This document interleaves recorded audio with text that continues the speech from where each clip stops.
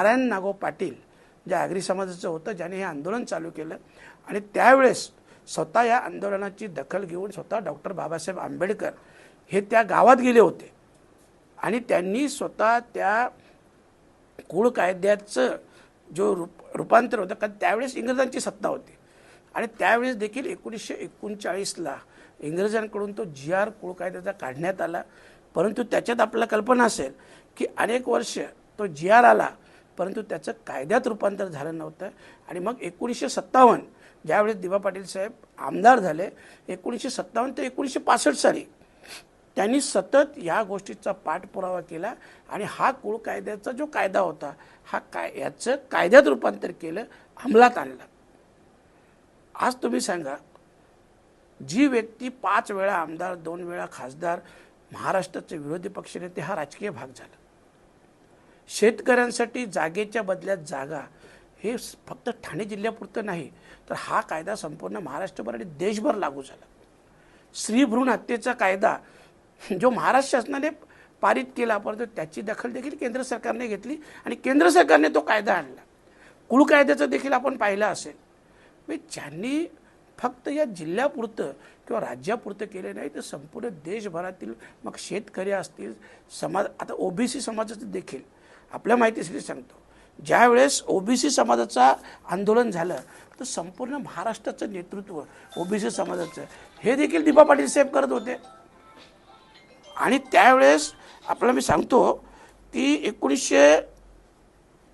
साधारणतः OBC आरक्षणाचा जो विषय होता, याच्या मंडल आयोगाच्या शिफारशी ज्या लागू करण्यासाठी महाराष्ट्राचं नेतृत्व ते देखील स्वर्गीय दिवा पाटील साहेबांनी केलं आणि 1983 साली हे देखील OBCचं आरक्षणाचं देखील कायद्यात रूपांतर झालं.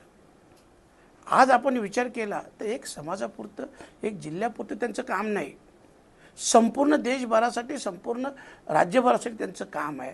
आणि असं असताना देखील आजपर्यंत बरं याच्यात नामकरणाच्या याच्यात महाराष्ट्र शासनाच्या वतीने किंवा स्थानिक भूमिपुत्रांच्या वतीने एकच नाव आहे. महाराष्ट्र शासनाने देखील एकच नाव हे केंद्र सरकारकडे पाठवलेलं आहे, तरीसुद्धा त्याच्यात उशीर होते, विलंब होते.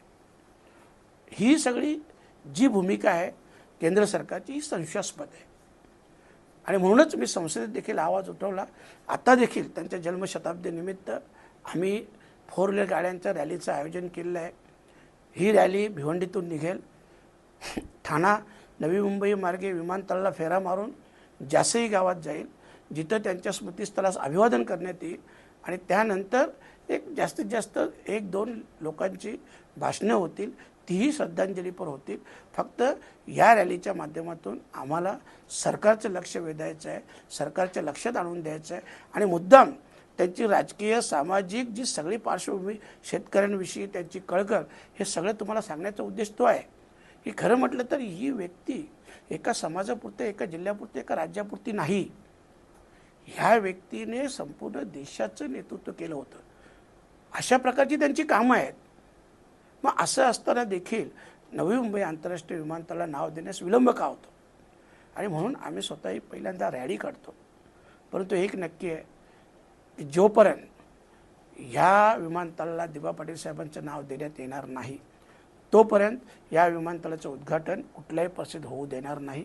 सगळे आज आम्ही हजारोच्या संख्येने चाललेले, जेव्हा प्रत्यक्ष वेळ येईल लाखोच्या संख्येने येईल. कारण आपल्याही कल्पना असेल, इथं फक्त आगरी कोळी समाजाचा विषय नाही, संपूर्ण OBC समाजाचा विषय, संपूर्ण शेतकरी समाजाचा विषय, सगळ्यांसाठीच काम केलं ना. स्त्री भ्रूण हत्या, आमच्या माता भगिनीसाठी तो कायदा पारित केला.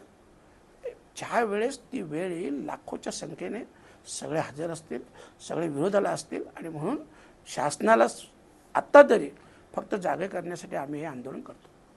कितीच्या संख्येने गाड्या जाणार? कमीत कमी 2000च्या वर गाड्या असतील.